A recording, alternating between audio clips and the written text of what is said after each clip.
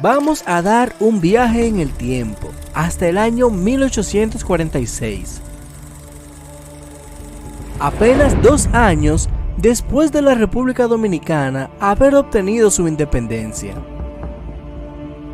¿Qué tal si nos sumergimos en cómo vivía la gente en esa época?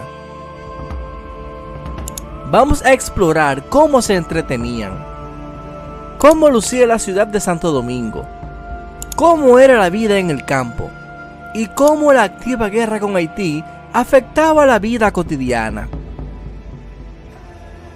Todas las informaciones que te voy a presentar en este video fueron brindadas por el estadounidense David Dixon Porter, quien estuvo de visita en el país en 1846 y escribió un diario detallando todo lo que veía mientras anduvo a caballo por cada pueblo.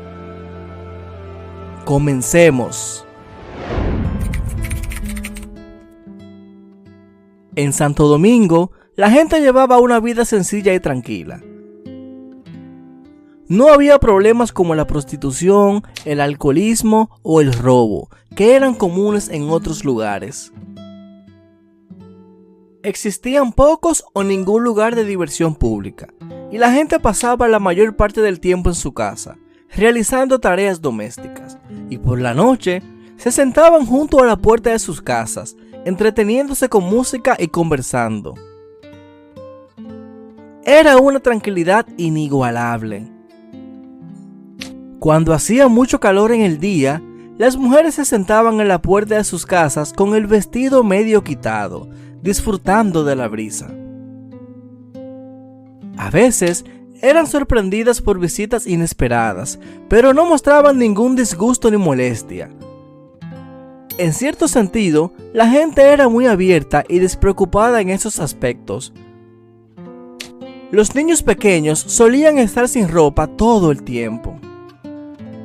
Las señoras fumaban en su mayoría y se ponían junto a la puerta con un largo cigarro en la boca. Los sábados y domingos el toque de queda eran las peleas de gallos y generalmente la gente perdía todas sus ganancias de la semana en estas apuestas. Para que vean lo importante que siempre han sido las peleas de gallos para los dominicanos, en esos tiempos estaba prohibido por ley apostar o jugar cualquier suerte al azar, y la misma ley decía que las únicas excepciones eran jugar gallos, cartas, dominós, damas y billar, los cuales constituían el principal medio de entretenimiento del dominicano. Prohibir los gallos a los dominicanos sería quitarle su propia existencia. El gran punto de atracción de la ciudad era la misa. Los días de misa se veía salir a la gente de su casa con sus mejores prendas de vestir, muy elegantes para asistir a la iglesia. Las iglesias se abarrotaban de gente, principalmente la catedral, que era la más hermosa y en mejor estado de la ciudad, ya que había sido reparada luego de un terremoto que hubo en 1842. Muchas de las otras iglesias habían sido muy afectadas. Había algo a lo que la gente le temía mucho, y era a los temblores de tierra. El 16 de mayo de 1846 los sorprendió 2 sacudidas de tierra, una al mediodía y otra por la noche, que era algo muy común. Pero cuando pasaba eso, se detenía toda la alegría de la gente. Se trancaban en sus casas y cerraban sus puertas, con mucho temor. Esto era debido a que 4 años antes hubo un terremoto que destruyó muchas casas y muchas familias se vieron afectadas. La gente, sin entender las causas naturales de los terremotos, los veía como un castigo divino por sus pecados, y eso los acercó más a la iglesia. El temor era tanto que muchas de las casas se construían de un piso, y las construcciones más grandes apenas tenían 2 pisos como máximo.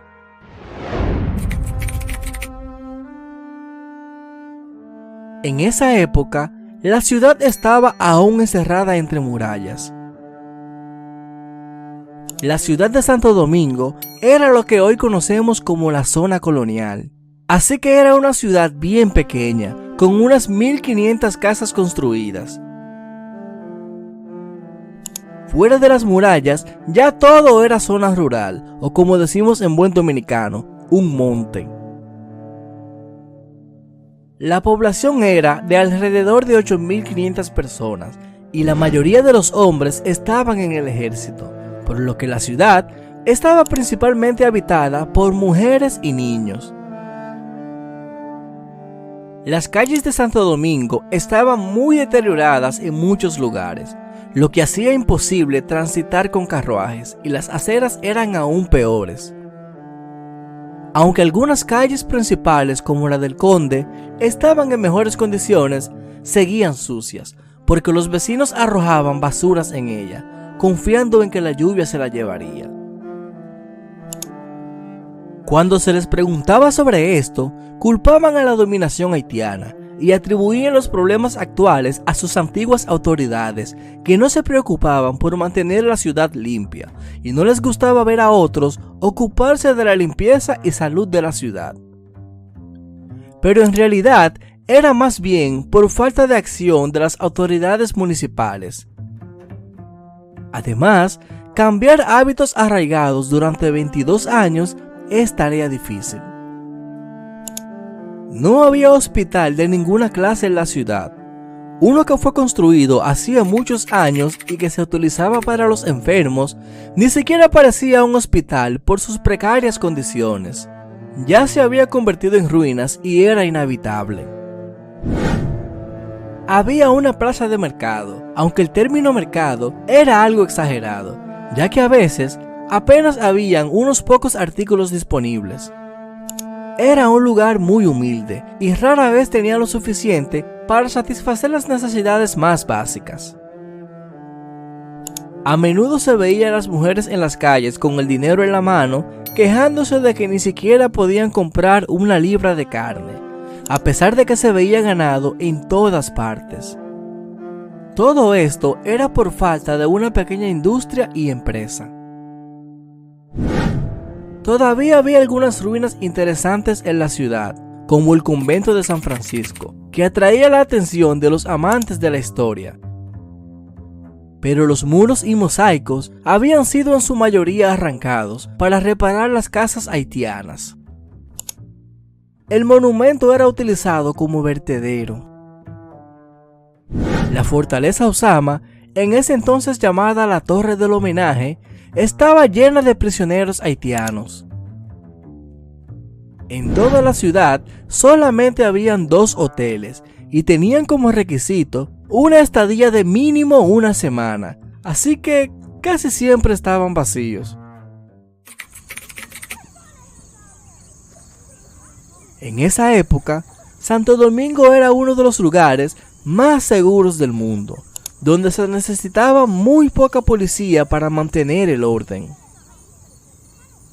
La ciudad no tenía ni una sola lámpara en las calles y a las 11 de la noche se podía caminar por toda la ciudad sin ver el resplandor de una sola vela. La ciudad se volvía increíblemente tranquila. No se veía un guardia de ninguna clase, excepto algunos centinelas en las principales casas de gobierno y en las fortificaciones de la ciudad. La Guardia Cívica se encargaba del departamento de policía durante el día, pero en la noche no se mantenía ninguna vigilancia, pues no había atractivo alguno para el robo, porque la pobreza de la gente era su mayor seguridad, y de todas formas no había inclinación a robar, la gente era muy sana. Aunque los establecimientos comerciales extranjeros tenían objetos valiosos, nunca se escuchaba sobre robos. Se decía que una persona podía caminar por toda la ciudad con dinero en su bolsillo, sin temor a ser molestada o irrespetada de alguna manera. En esos tiempos, República Dominicana y Haití estaban en guerra. El ejército dominicano tenía pocas tropas, así que reclutaron a campesinos y adolescentes para poder enfrentarse a los haitianos, que eran muchos más. A pesar de esto, los soldados dominicanos eran valientes y estaban listos para defender su libertad a cualquier costo. Había alrededor de 1.500 soldados en nómina, y el resto eran soldados reclutados para la guerra, que no pertenecían al ejército formalmente. Por este motivo, muchos de los soldados ni siquiera tenían un buen uniforme, y algunos ni zapatos tenían, iban descalzos. La mayoría de los soldados eran negros, y estaban orgullosos de su papel militar. Todos se unían sin importar su color. No había distinción entre gente de distintos colores. Después de su éxito contra los haitianos en distintas batallas que habían tenido, estaban seguros de su superioridad y estaban dispuestos a pelear hasta la muerte por su país. Los caballos que tenían no eran de buen aspecto, pero se comportaban muy bien en las batallas. Durante la guerra con Haití, todos los extranjeros que tenían negocios o propiedades en el país tenían que luchar para proteger sus bienes. Si se negaban, el gobierno les quitaba sus permisos comerciales o su ciudadanía. Si este video alcanza 3.000 likes, subiré la segunda parte muy pronto. Dale like y suscríbete para que este canal pueda crecer y más dominicanos conozcan su historia.